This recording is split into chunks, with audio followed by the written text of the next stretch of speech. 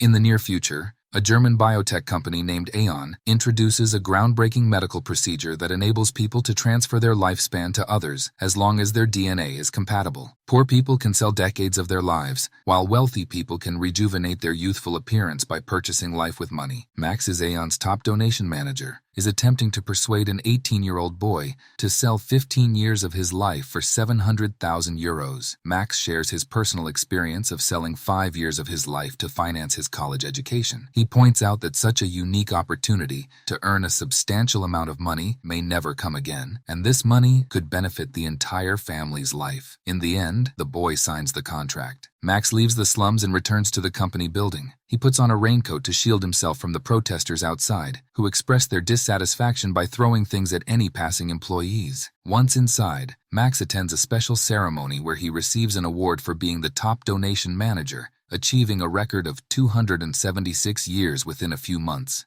The company's founder, Sophie Tyson, congratulates him and announces that AEON will include current and future Nobel Prize winners in their database of recipients. She emphasizes that extending their lifespans will bring more contributions to the world. Meanwhile, the first 15 scientists have already received their donations and are currently recuperating in their Berlin Chrono Clinic. Suddenly, a man dressed as an employee pulls out a gun and kills all 15 scientists, but spares the caretakers. He then draws the symbol of the Atom Group, an anti-Aon organization that uses terrorism to stop the company while claiming to act in the name of saving society. Sophie, along with her bodyguards Kaya and Novak, watches a video sent by Lilith, the leader of the Atom Group. In the video, Lilith promises to execute those who take others' lifespans. One day, Max and his wife Elena are driving home, only to discover that their apartment is on fire and completely destroyed. Later, their lawyer informs them that their insurance claim is denied due to the fire being caused by a candle, considered negligence. Elena is certain she put out the candle. To make matters worse, Max discovers that Elena has used her 40-year lifetime as collateral for a loan from the bank, which she has never disclosed.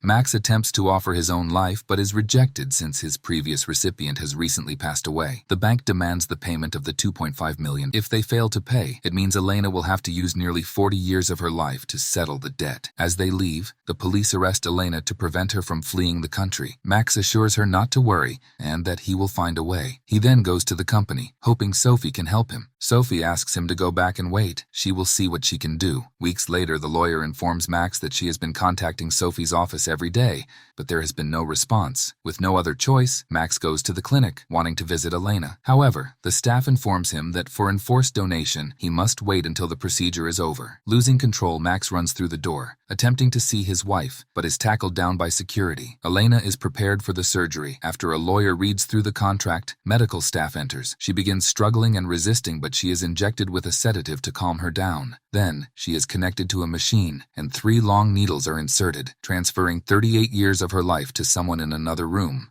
After the surgery, Max brings Elena home to a shabby place that they can now only afford. Over the next few days, Elena's body rapidly ages until she looks like an elderly woman, living each day in sadness. She cannot bear to see herself in the mirror. Although Max attempts to comfort her, their relationship begins to show distance. Max receives a message from the company thinking it might be about his wife. When he arrives at the company, he discovers that he has been promoted, but he no longer wants to work for AEON. As he leaves in anger, he sees Sophie and tries to talk to her. Kaya stops him, and when Sophie turns around, he notices she is starting to look younger. Elena tries to look younger through makeup, but it doesn't work, and Max assures her that he doesn't care about how she looks and still loves her. However, Elena believes it's just pity and tells him to stay away. After Max leaves, Elena starts experiencing abdominal pain. Later at the hospital, Max is shocked to learn that Elena was pregnant before the surgery, and due to her aged body, she had a miscarriage. After going through so much, Elena decides to leave everything behind and return to her parents' home.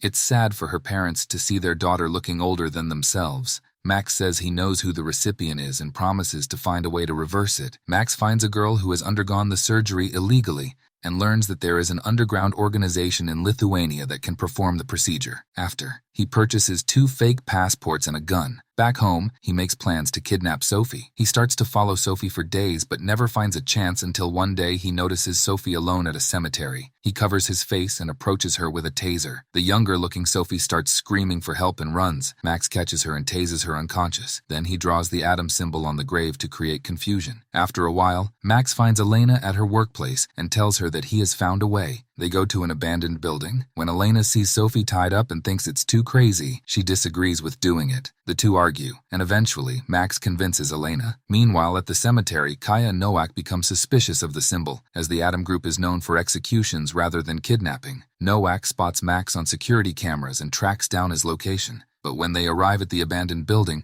the couple has already left. Max and Elena drive a van heading towards the harbor. Back at AEON, Kaya and Nowak are trying to find the couple's location. Nowak explains that Max was initially assigned as Elena's donation manager, but during the process, they fell in love and eventually got married. Nowak expresses sympathy for their situation. Shortly after, Nowak locates Max and Elena on the ferry. Max has Sophie kept in a box with a bathtub. As they approach the harbor in Lithuania, Max and Elena notice the police waiting for them. Max sees a family of 4, and he comes up with an idea. The police are checking all vehicles, and Max's van is in line, but it is driven by the father of the family. The police request him to pull over and inspect the back, where Sophie and Elena are hidden in the box. When the police ask him to open the box, he hesitates, and the police question why he's so nervous. Max, listening through a Bluetooth earpiece, instructs the man to say he's nervous because he's never had a gun pointed at him before. The leader of the operation apologizes and allows them to pass. On the other side, the mother of the family drives her car with the baby, while Max, threatening them with their kid, hides in the back. The police don't suspect anything and allow them to pass. The two cars drive to an abandoned gas station, where Max releases the family, destroys their phones,